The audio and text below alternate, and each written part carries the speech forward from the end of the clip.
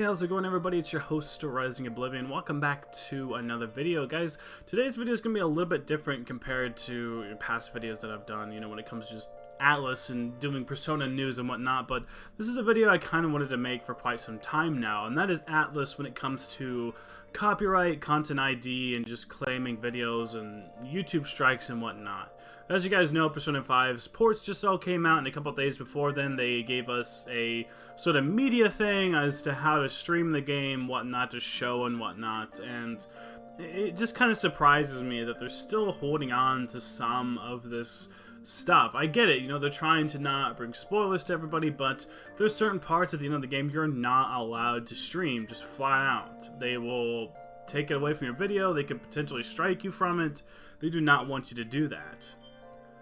I mean, to the point where the PS4 or PS5, if you're trying to stream it remotely on the console, you flat out cannot even record or stream or do anything with the, I think, last, third semester of Persona 5 Royal. And the game's been out for quite some time now.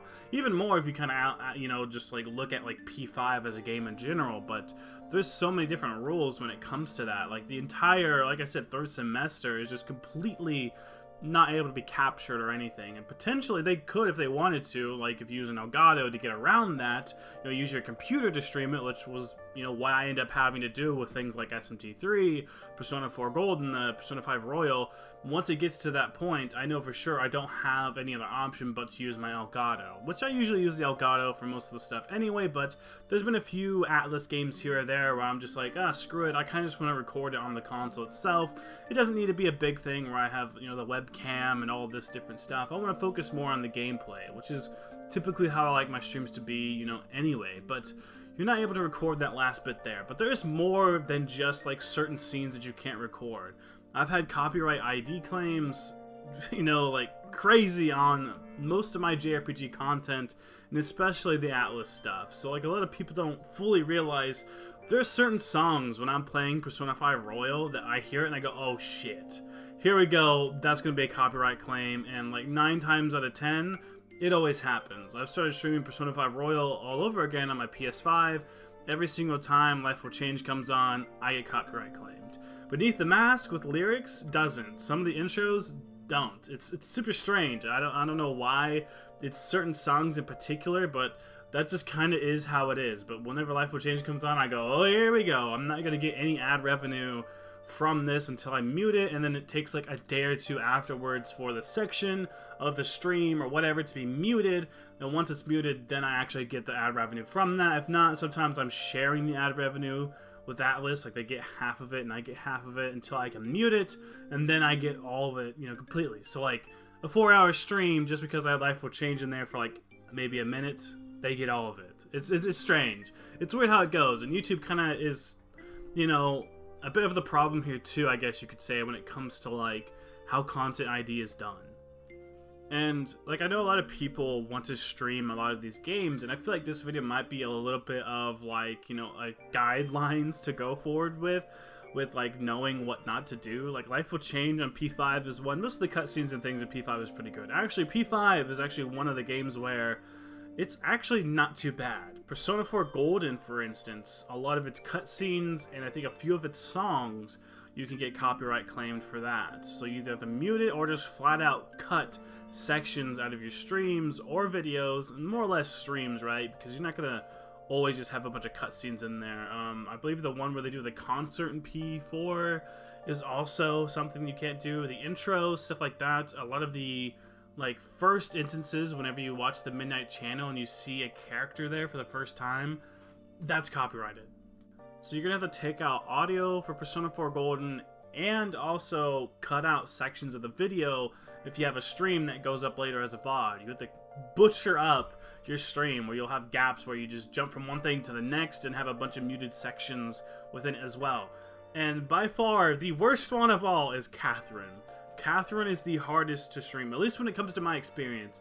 I've known other creators who have done certain things or streamed certain bits and nothing happened. It was super strange. I don't know how, but I seem to always get it. And a lot of my other friends and creators, I know the Midnight Channel and a few other people also get copyright claimed for a lot of this stuff as well. And like I said, either cutting sections out of your streams or videos or muting audio. At this point, kind of like I said with Life Will Change and P5R, we've just learned to work around it. Like, I've turned the volume down once it gets to that point and had to do workarounds, but for a person that's never played these or streamed these games before, it's pretty rough. But Catherine, like I said, that's one where I just think you might as well just not even stream it. I did it one time, I streamed one playthrough, and it was rough. Music gets copyrighted, and not just like, oh, it's like intro music, no, it's like just random tracks get copyrighted.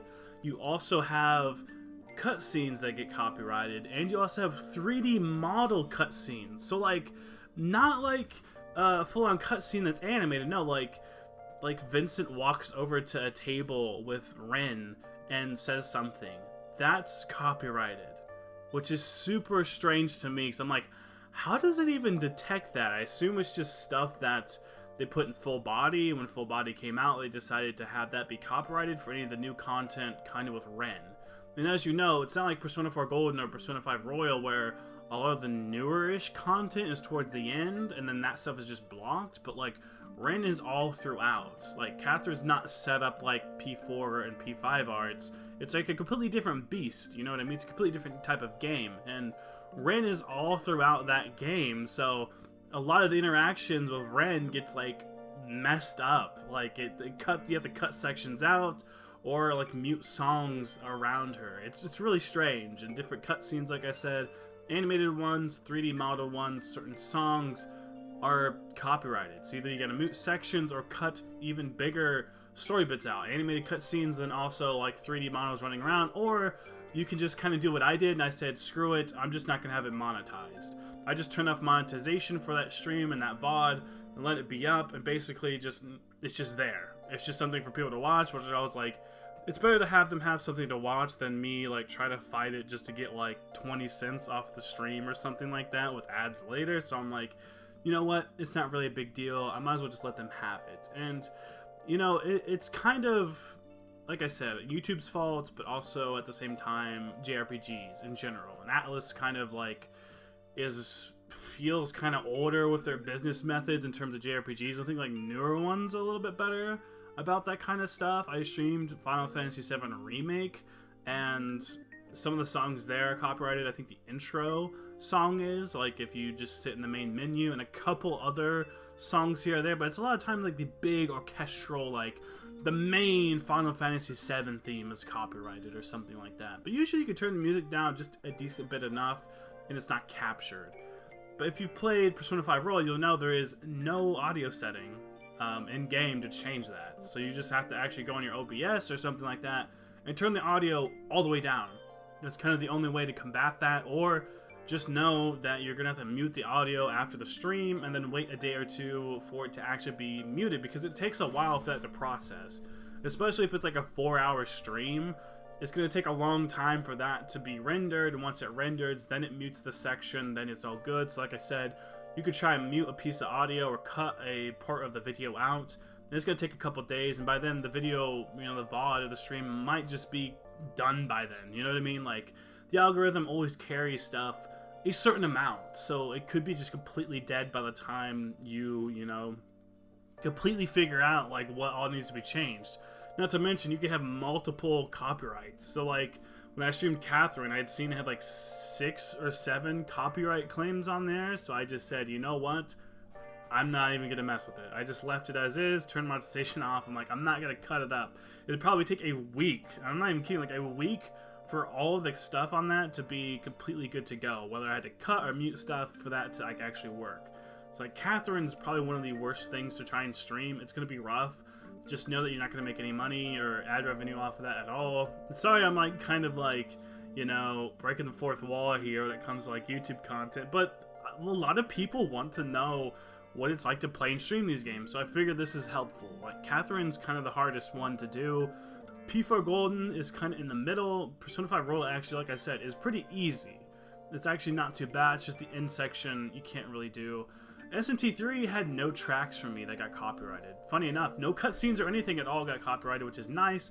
The only thing is, I think the very final boss fights I think those are not allowed to be recorded or streamed like through a PS4 or something like that, but there is a workaround. If you set up your Elgato to plug it into there, you can work around that, right? Because the PS4 console, like, flat out, when a game is developed for it, they could choose scenes to be blocked from, like, the media share type stuff when it comes to, like, the PS4 itself. But like I said, you can get around that by using an Elgato and using your computer to actually capture the footage there, which is how I got to stream all of SMT3 all the way through and have the final ending boss fights. There's a few with like the like True Demon ending. I think some of the other ones have some different ones too. I didn't check out those endings, but I'm gonna go ahead and probably assume that it's the same deal.